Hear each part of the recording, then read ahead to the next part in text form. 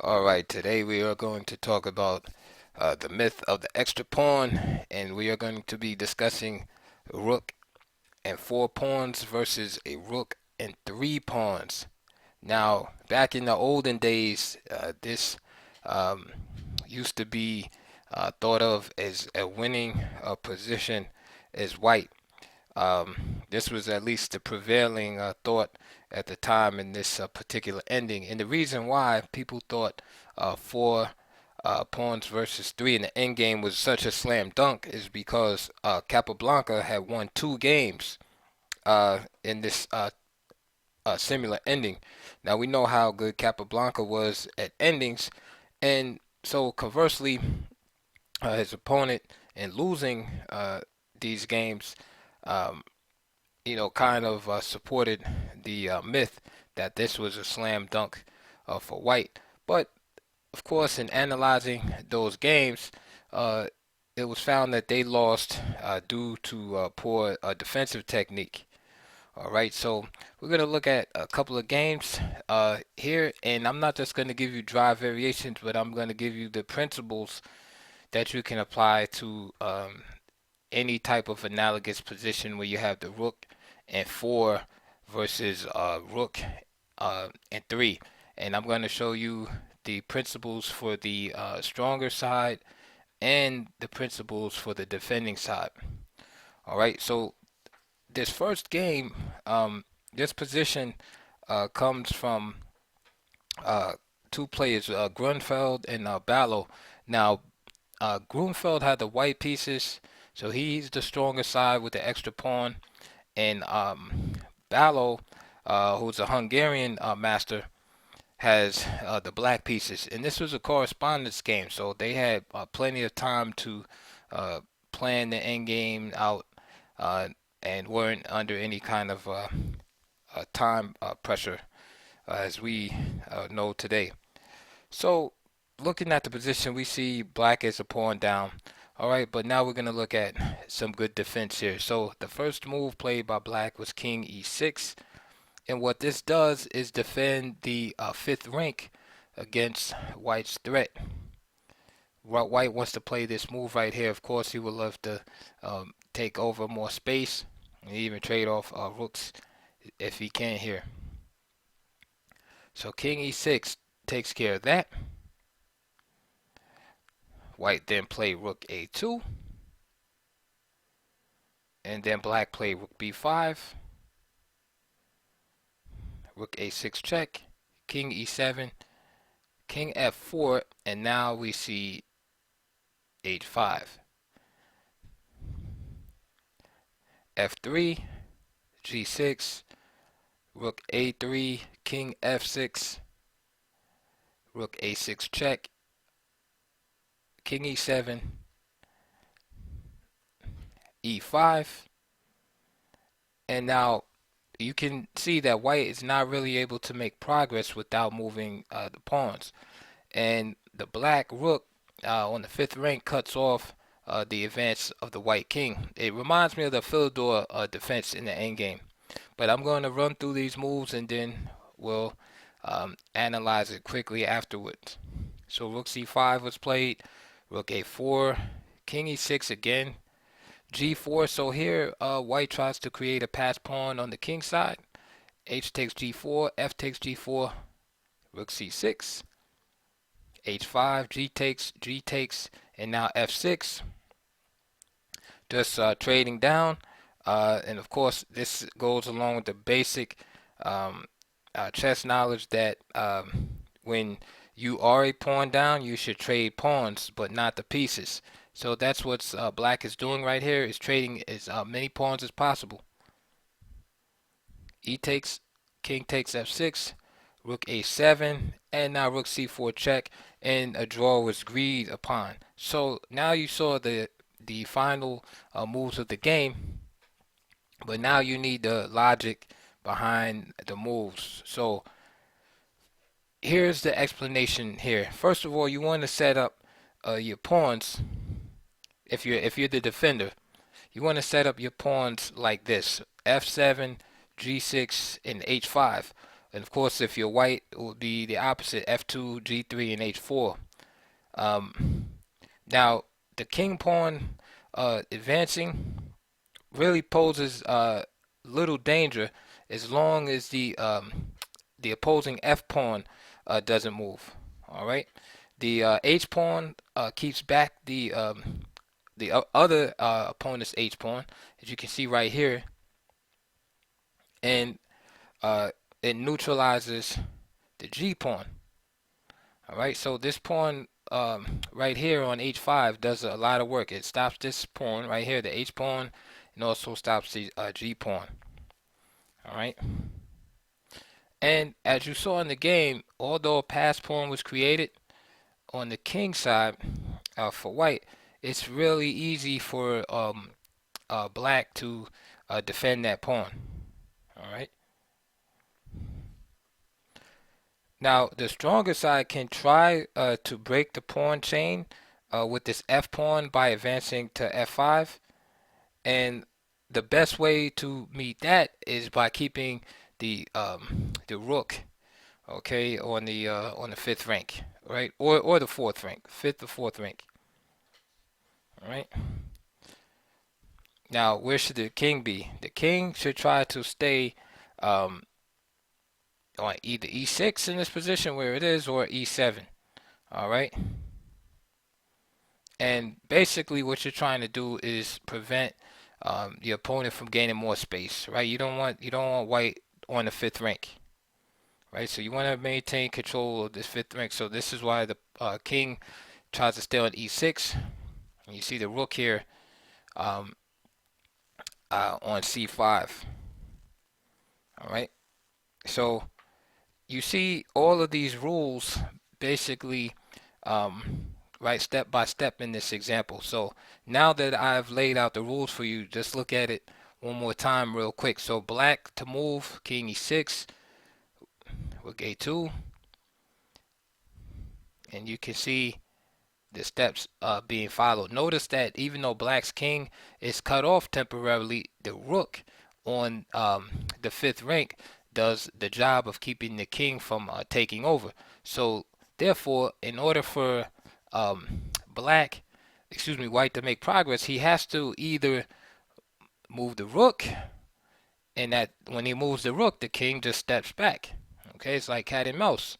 As soon as the cat goes away, right, the mice come back out. So that's what happens. So if the rook stays here, then there's no way for the white king to penetrate into the fifth rank. And once he moves this pawn, right, he can't really make any more progress, because now black can start checking down here. And again, if you know the Philidor defense in the endgame, it's very similar principles. And you can see our ideal setup with the black pawns.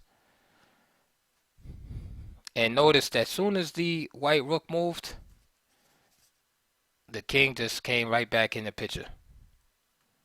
Rook a6, king e7. Okay, black is looking for a draw. So finally, white tries to make some progress. Black stays posted right on the fifth rank. Again, king e6. So that's not working for white. He tries to make a pass pawn on the h file, which he does.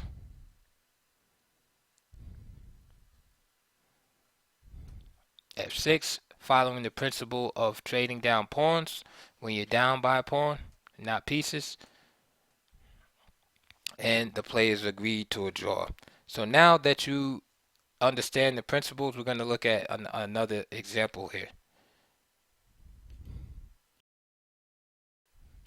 All right, in our next position with the black pieces is Russian Grandmaster Rafael Vaganian, and with the white pieces is Harandi. Now, here you can see white is in a little bit of trouble here, because black is already taking this crucial square on h4 away.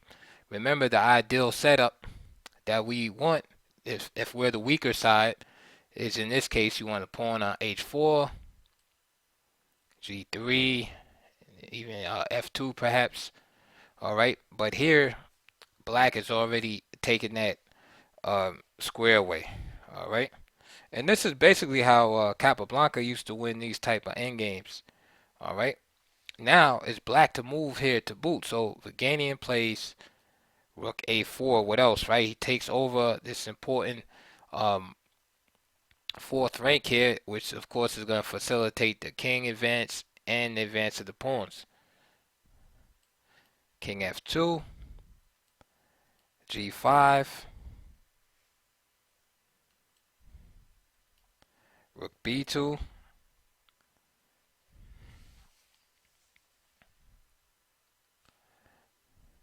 G4, F takes G4, King takes G4, of course, just creating a majority. Rook B6, Rook A2, King G1, and of course F5, Rook G6, no problem, King F4, Rook H6, King E3,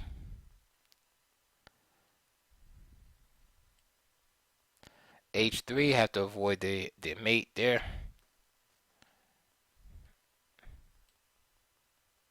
Right, if he takes here, then it's going to be mate. So H3, and now it's simply just E4. Okay, and of course these pawns are so far advanced, there's no need to waste time protecting the H pawn at this point. F4, Rook drops back. This just drives the king away and allows black to take over more space.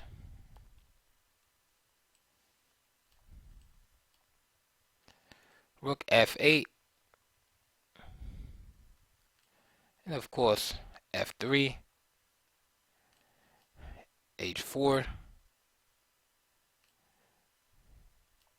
Rook G1, G takes F3, Rook G2 check, King H1, and then of course not capturing the pawn here, but which is still winning, but E3, Rook E8, Rook G3, have to be careful of blundering by making a hasty move. This is the type of move you can make in time trouble, and then you would just lose to this right here. This explains black's next move. After Rook E8, he just simply moved the rook away to G3 and King H2, of course with the same idea in mind, but Rook takes F3, and then here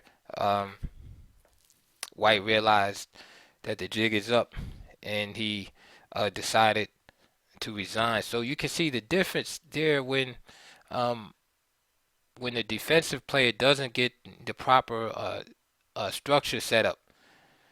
It's a long day at the office. So we saw here, in contrast to the first example, how um, the stronger side was able to get control of the fifth rank. In this case, the fourth rank, since we're coming from the black side, right? That Vaganian was able to get control of the crucial um, um, fourth rank of white, so that he could penetrate.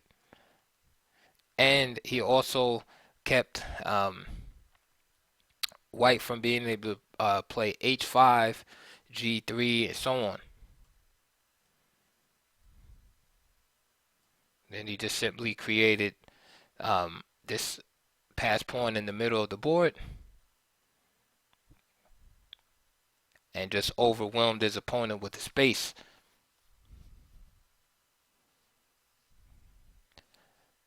Okay, so now we're going to look at our last example, and this example is between Oscar Panel, and Reshevsky with the white pieces. So here we are in this position. Reshevsky has the black pieces and his blacks to move versus Oscar Panel. Now, here, all Reshevsky has to play here to get into our position, right, that we want, is to play Rook E3. notice in the starting position here, black already has a nice setup with this pawns, h5, g6, f6. All right, everything is pretty much the same except that we have this pawn here, the pawn here. All right, so in order to get to the position that we want, all we have to do is play rook e3, and let's say, for example, king f2, because both pawns are attacked. So white is not going to give up the g pawn here. So after, say, king f2, then just simply rook takes a3, rook takes b5, right? And then you get this drawish type endgame here. All right, so now, um, of course, Reshevsky knew this. I mean, he was a great endgame player himself, but he tried to basically take a shortcut here, and let's see what happens. So instead of playing rook e3 here, he played rook b2, then a4, and then rook b3, attacking this pawn right here. And he played this move, rook takes b5, which is a little bit sketchy right here. Perhaps maybe rook b8 check is better first, driving the king away. And let's say after king g7, then just here, b6,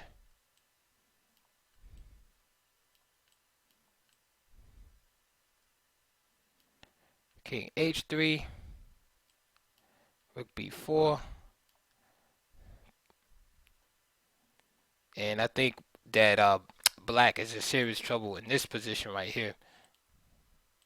So what happened in the game was rook b3, and then after rook takes b5, Reshevsky played rook takes g3, king f2, and now you have a similar position, but instead of the pawn being on the b file, it's on the a file. King e3, rook takes, a5, rook h3, and now king d4.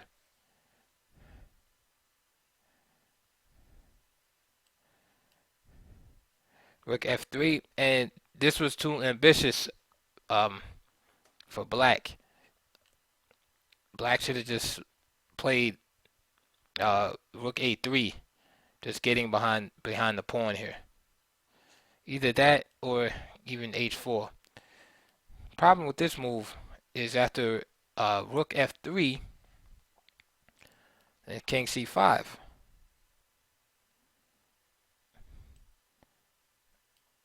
He played rook takes f4, but then after a6, how do you stop this pawn without the loss of material? Rook a4, and now king b6. h4, and you can see who wins the race here. b4, king c7, rook c4, king d7, and of course, the king e7, Reshevsky had to resign. So, reason why I showed you that game is that it's better to steer for a known quantity, a known position, than kind of going into like uncharted territory. Like could Reshevsky have drawn like this way? Sure, like he had his chances. Um,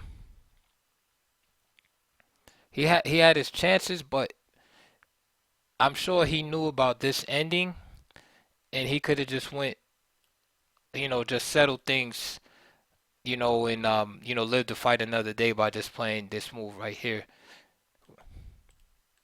And again, just going into our initial position where we started the video at. Um, and of course, following the general principles, bring the king out. Right, we make sure our fourth or fifth rank is guarded.